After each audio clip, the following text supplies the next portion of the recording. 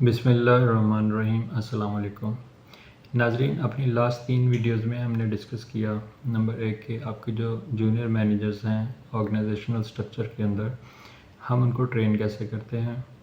दूसरी बात हमने डिस्कस की कि बेहतरीन एम्प्लॉयज़ जो होते हैं उनकी खूबियाँ क्या होती हैं, क्या उनके अंदर क्वालिटीज़ होती हैं। और तीसरी चीज़ जो हमने डिस्कस की कि मीटिंग्स जो हम रखते हैं वीकली या मंथली, उनके कंपनी को, ऑर्गेनाइजेशन को क्या फ़ायदे होते हैं। आज हम डिस्कस करेंगे कि जो हम सेकंड लेयर मैनेजमेंट को ट्रेन करते हैं उसके ऑर्गेनाइजेशन को और बिज़नेस को क्या फ़ायदे मिलते हैं। सेकंड लेयर मैनेजमेंट को ट्रेन करने का ऑर्गेनाइजेशन को सबसे बड़ा फ़ायदा ये होता है कि आपके पास लीडरशिप स्किल्स इंक्रीज़ हो जाते हैं। आपके पास लीडरशिप की मल्टीपल ऑप्शंस हमेशा अवेलेबल रहती हैं। अगर आपके टॉप लेयर के मैनेजर, सीनियर मैनेजर कंपनी को छोड़ जाते हैं, उनको अच्छी अपॉर्चुनिटीज़ मिल जाती है, तो आपको परेशान होने की ज़रूरत नहीं है, क्योंकि आपने सेकंड लेयर मैनेजमेंट की और एडवांस में प्लानिंग कर ली हुई थी और आपके पास लीडर्स ऑलवेज़ अवेलेबल हैं उनको रिप्लेस करने के लिए। तो कंपनी की सबसे जो बेसिक फ़ायदा मिलता है वो ये है कि उनके पास लीडरशिप क्वालिटीज़ अवेलेबल होते हैं, leaders all the time available होते हैं। और जितने ज़्यादा लीडर्स किसी कंपनी के पास अवेलेबल हैं उतने उसकी ग्रोथ के चांसेस ज़्यादा हैं। बिकॉज़ अगर वो कोई नए डिपार्टमेंट ओपन करते हैं, नए एरियाज़ ओपन करते हैं, अपनी करंट टीम को एक्सपैंड करने की कोशिश करते हैं, तो उनके पास लीडर्स होते हैं जो उनको किसी भी नई जगह पे प्लेस कर सकते हैं। और जितने ज़्यादा लीडर्स कंपनी के पास अवेलेबल हैं बिज़नेस के अंदर, जितने ज़्यादा लीडर्स अवेलेबल हैं, उनका इन्वायरमेंट अच्छा बन जाता है और उनकी की पोजीशंस रीफ़िल करने के लिए मैनेजमेंट को बहुत ज़्यादा स्ट्रगल नहीं करनी पड़ती। सो इसके साथ साथ टीम मैनेजमेंट इंक्रीज़ होती है बिकॉज़ आपके पास बैकअप पे लीडर्स मौजूद हैं हमेशा।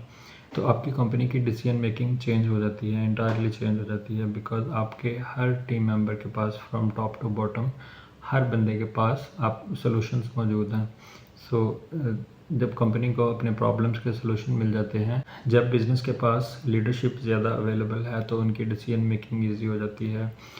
प्रॉब्लम सॉल्विंग स्किल्स चूँकि हर बंदे के पास होते हैं, उनमें लीडरशिप क्वालिटीज़ आपने ऑलरेडी बिल्ड कर ली हुई थी, तो आपको प्रॉब्लम्स के सॉल्यूशंस इजीली मिल जाते हैं, आपकी टीम बहुत अच्छी बन जाती है। सो कंपनी की ग्रोथ के लिए, बिज़नेस की ग्रोथ के लिए आपको एक स्ट्रॉन्ग टीम हमेशा ज़रूरत होती है। तो जब आपके पास टॉप लेयर में लीडर्स हैं, सेकंड लेयर्स में भी लीडर्स हैं, तो आपके पास एक बड़ी स्ट्रॉन्ग टीम है, एक बड़ी मोटिवेटेड और इन्वायरमेंटली स्ट्रॉन्ग टीम है जो कि आपकी कंपनी के इन्वायरमेंट को अंडरस्टैंड कर रही है, आपके रूल्स एंड रेगुलेशंस को फॉलो करती है, डिसिप्लिन को समझती है। तो आपके लिए ऑब्वियसली वो एक फ्रूटफुल प्रोडक्टिविटी। इसके अलावा ज़्यादा लीडर्स होने की वजह से कंपनी का, बिज़नेस का रिस्क जो है वो मिनिमम हो जाता है। कंपनी की ग्रोथ के जितने ज़्यादा चांसेस हैं उतने ज़्यादा डाउनफॉल के चांसेस कम हो जाते हैं, क्योंकि आपके पास लीडर्स हैं तो आपका रिस्क बहुत कम है और आपका बिज़नेस ज़्यादा स्मूथ और ज़्यादा एफिशिएंट नज़र आता है। और क्योंकि आपके पास टीम बड़ी अच्छी है, स्ट्रॉन्ग टीम है, मोटिवेटेड है, तो आपकी टीम्स के अंदर कॉन्फ्लिक्ट्स की कमी हो जाती है। बहुत ज़्यादा कॉन्फ्लिक्ट्स आपके पैदा नहीं होते क्योंकि सब डिसिप्लिन को फॉलो कर रहे होते हैं। और फिर आप उसके बाद आपके पास फर्दर चांसेस हैं कि आप थर्ड लेयर मैनेजमेंट के ऊपर भी काम। तो एक्चुअली कंपनी का जो एसेट होता है वो उसके लोग होते हैं। तो जितने ज़्यादा लोगों के ऊपर आप इन्वेस्टमेंट करें, इन्वेस्टमेंट सिर्फ पैसों की नहीं है, इन्वेस्टमेंट ट्रेनिंग की है, बिहेवियर की इन्वेस्टमेंट है।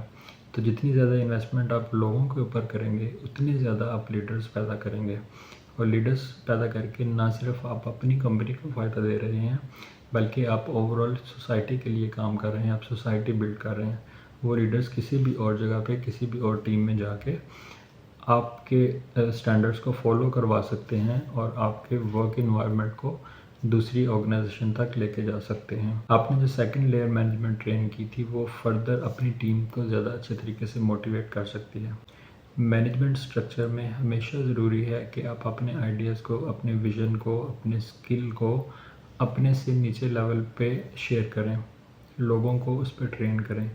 तो आपकी एज अ CEO आपकी ज़िंदगी ज़्यादा आसान हो जाती है, क्योंकि आप उनको अपनी तरह काम करना सिखाते हैं। तो जो बंदा आपकी तरह काम करना सीख जाता है, आप उसके साथ कम्युनिकेट करना, उसके साथ काम करना, उसके साथ चीज़ें मैनेज करना ज़्यादा आसान समझते हैं बजाय इसके कि जो नए तरीके अडॉप्ट करें।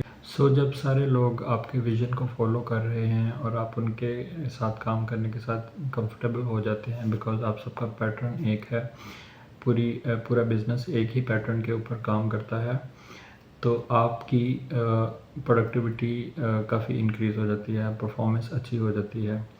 बिकॉज़ जब आप लोगों के ऊपर इन्वेस्ट करते हैं तो आप एक्चुअली अपने बिज़नेस के ऊपर इन्वेस्ट कर रहे हैं। तो समटाइम्स ये भी होता है कि लोग आपसे ट्रेनिंग लेके आपको छोड़ जाते हैं, बिकॉज़ वो समझते हैं कि उनको नई ऑर्गेनाइजेशन में नई जगह पे जाके ज़्यादा अच्छे सैलरी पैकेज मिल जाते हैं। तो इसमें डिसहार्ट होने की कोई ज़रूरत नहीं है, बिकॉज़ आपने अगर एक बंदे को सिखा दिया, उसको आपने मास्टर स्किल्स दे दिए, तो आपने एक इंसान को ग्रो कर दिया, एक प्रोफेशनल को ग्रो किया। अब वो आगे जितने भी प्रोफेशनल को ग्रो करेगा वो आपके लिए भी उसका अजर है, और आपको मॉरली भी उसकी एक सपोर्ट रहती है कि आपने किसी एक इंसान को बिल्ड किया।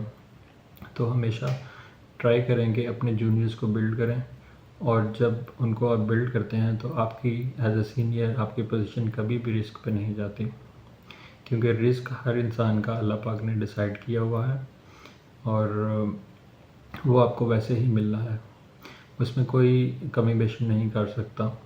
तो इसलिए अपने इल्म को, अपने स्किल को, अपने नॉलेज को दूसरों के साथ शेयर करें, और ट्राई करें कि अपनी ज़िंदगी में कम से कम एक लीडर ज़रूर पैदा करें। अगर अल्लाह पाक ने आपको लीडरशिप क्वालिटीज़ दी हैं तो आप कम से कम एक लीडर ज़रूर पैदा करें। इससे न सिर्फ इंसानियत की खिदमत होगी, बल्कि आपसे सीखे हुए लोग आपकी ऑर्गेनाइजेशन में ज़्यादा जान के साथ काम करेंगे, ज़्यादा डेडिकेशन के साथ काम करेंगे, तो ऑब्वियसली आपके बिज़नेस को भी इसका फ़ायदा होगा। Thank you very much. अल्लाह हाफ़िज़।